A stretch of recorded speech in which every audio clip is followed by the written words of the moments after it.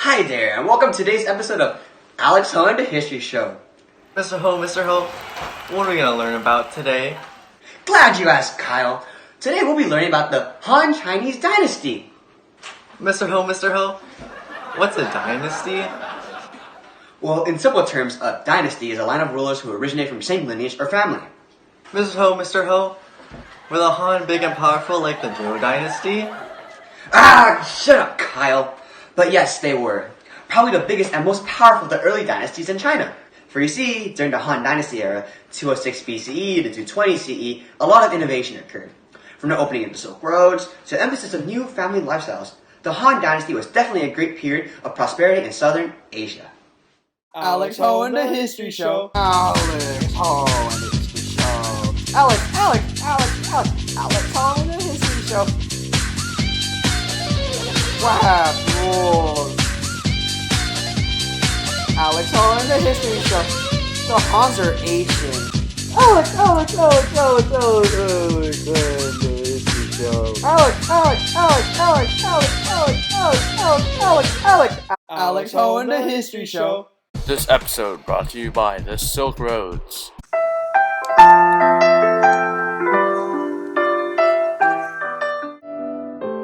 People always think the Han Dynasty was one dynasty, but in fact it refers to two dynasties under the same name. What I mean by this is that there was the Western Han Dynasty and the Eastern Han Dynasty. The Western Han Dynasty was established in 206 BCE after the fall of the Qin Dynasty, when a determined military commander named Liu Bang decided to unite all of China. Liu Bang was responsible for the early success of the Han Dynasty. He recruited people to work for his government based on their abilities, and not on their birthright or wealth, which coincided with the implementation of Confucianism, which we'll cover in a bit. Though Liu Bang recognized the errors of the Qin's centralized rule, the Han Dynasty still continued to utilize that notion supported by Mandate of Heaven, which originated from the Zhou Dynasty, where the emperor was thought to be chosen by the powers of heaven to lead the Chinese people, and at one point, Bang would exploit the benefits of centralized rule, but in 200 BCE, he was besieged by the Xiongnu. Mr. Ho, what were the Xiongnu? Shut up, Kyle, we'll cover that in a bit. Because Liu Bang did not receive any aid from his trusted subordinates, the Han Dynasty continued to implement centralized rule. While Liu Bang is credited with the establishment and early success of the dynasty, Emperor Han Wudi was another great emperor. Wudi believed in two policies. 1. Tui Ling, a policy to strengthen the state by weakening the power of the feudal lords. 2. The imperial expansion policy. With these two policies, Wudi was able to build an enormous bureaucracy to administer his empire while battling the Xiongnu. The Xiongnu were not a what, they were a who. The Xiongnu were nomadic people from the steppes of Central Asia and were superb horsemen that used their mobility to raid villages and trading areas. Eventually, Wudi would invade Central Asia with his vast armies and pacified the long Central Asian corridor extending to modern Afghanistan. Because of these two amazing feats, Wudi ensured the Han Dynasty's prosperity. The Chinese of this era were posing major challenges. For one, they had to deal with problems their predecessors, the Qin Dynasty, left to them. In particular, the Great Wall, which is somewhere over there. It's a common assumption that the Great Wall is a significant part of China's history, when it in fact has a quite demoralizing past. For one thing, the Great Wall was built through forced peasant labor, and the conditions were so harsh that estimated 1 million people died during its construction. Let's think of this way. Merchants relied on trade, and if they weren't able to obtain something valuable, then their efforts would have been wasted. In addition, the taxes put onto these people would demoralize them from even being merchants. Likewise, since the Han emperors were so kind, they took away land from the merchants and gave away to peasants to use for pleasure and farming usage. So when the early Han emperors took over, they removed many of the taxes that the Qin had implemented on the peasantry class. Likewise, they taxed the merchants much more strictly. Besides the Silk Roads, a lot of other things benefited economic growth of China during this time. For example, paper. Oh, so glorious paper. Although the invention of paper has been associated with Chinese during the Han Dynasty, in different forms it's been around for quite some time. As early as 3000 BCE, the Egyptians had papyrus, which was made out of reeds found along Nile instead of plant-pressed fibers. Just as you see today, paper is really important. It was easy to write on, which made the documentation things much simpler, as well as transfer ideas more efficient. The creation of such a thing would allow Chinese calligraphy to become a popular pastime. Combined with prosperity of Silk Roads, the Han Dynasty was truly an era of great diffusion.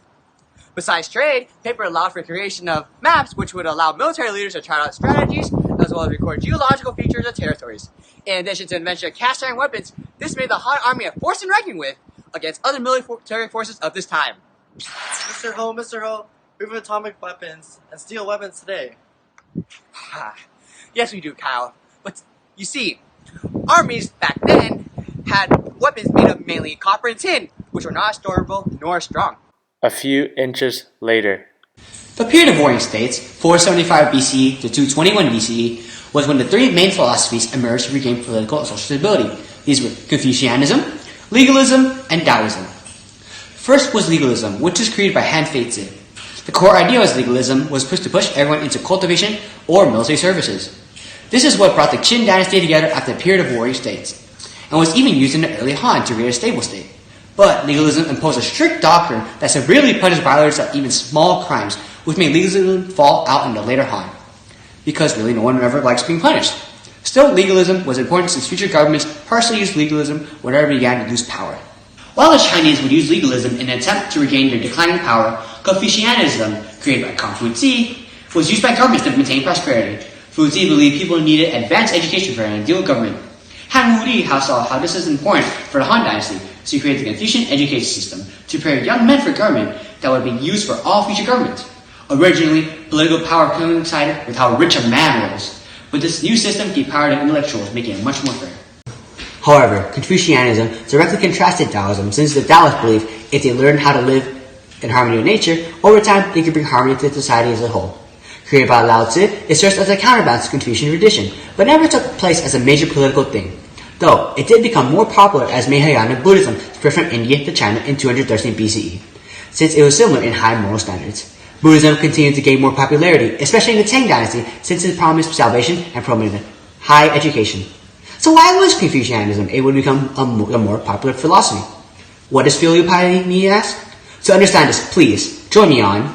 Consider the following. Throughout Chinese history, the family has played a central role in society in terms of both public and private affairs. For instance, we have the veneration of ancestors, which was a belief emphasized by every Chinese family that revolved around the idea of ancestors being in the form of spirits after death. This, in turn, emphasized the respect needed for the elderly. At the same time, every family was patriarchal, meaning that there was an emphasis on the male. And because of this emphasis on the male, a lot of males played huge public service roles in the government. At the same time, the woman was highly subjected to male dominance, and because of this, their roles were clearly defined in the household, as in taking care of children and washing dishes and cooking. Thank you for joining us on. Consider the following. Han's social structure was comprised of three tiers: aristocrats, bureaucrats, and scholars were at the top of this hierarchy. The second tier was made up of skilled laborers like farmers, craftsmen, and artisans. However, farmers were more respected for their production of food crops. The bottom tier consisted of unskilled laborers such as servants, slaves, and merchants.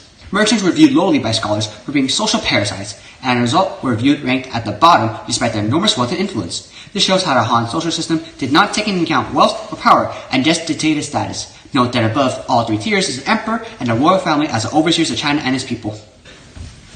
Though Emperor Wudi was set a strong precedent for a Han dynasty in political, cultural, and economic matters, Wang Mei's rise to power. Mr. O, Miss Mo, who is Wang Mei? Wang Mei's rise to power marked the end of the Western Han dynasty in 9C. Now, Kyle, I was going to explain who Wang Mei was after I finished my sentence, but you had to interrupt me. How rude. Anyways, Wang Mei used the mandate of heaven in 9C to justify his actions and established the Qin dynasty, which literally means a new dynasty. The new dynasty, however, was short-lived because he would try to implement a series of wide-ranging reforms such as land redistribution that sparked a peasant rebellion group called the Red Eyebrows. The Red Eyebrows put an end to Wang Mei's reign in 23 CE.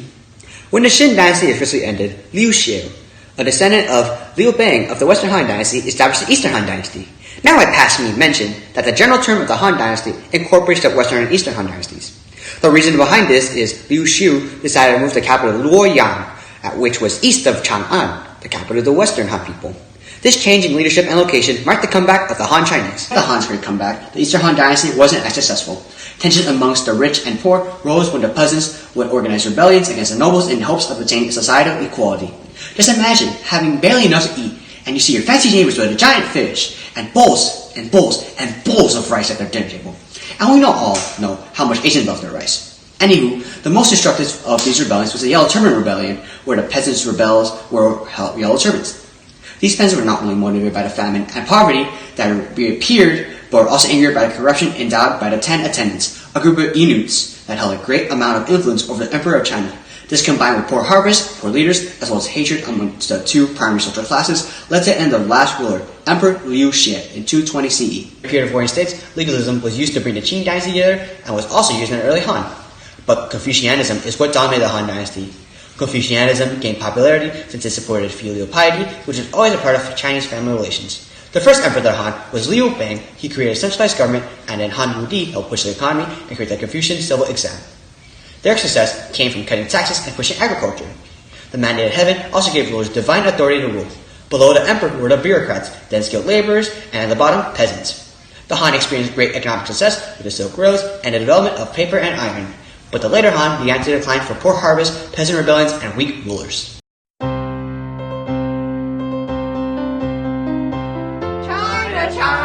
China, it's the Han Dynasty. Money, money, money, you knew how great silk could really be. China, 206 BC. Oh, it's a growing country with a lot of money. Bang is here, Han Wudi there. With their great prowess, the Chinese cannot stop. Confucius has come, Lao Tzu too. Them with 10 faiths would make major philosophies. Oh no, the Xiang really cares about them. Scared, oh we are. Well, we've got good weapons, we got lots of money.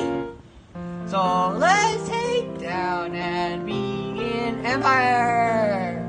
We're the Han, China, to succeed. Oh no, poor rulers are making us so damn weak. China, the Han are falling. We blame this to corruption and lots of fighting.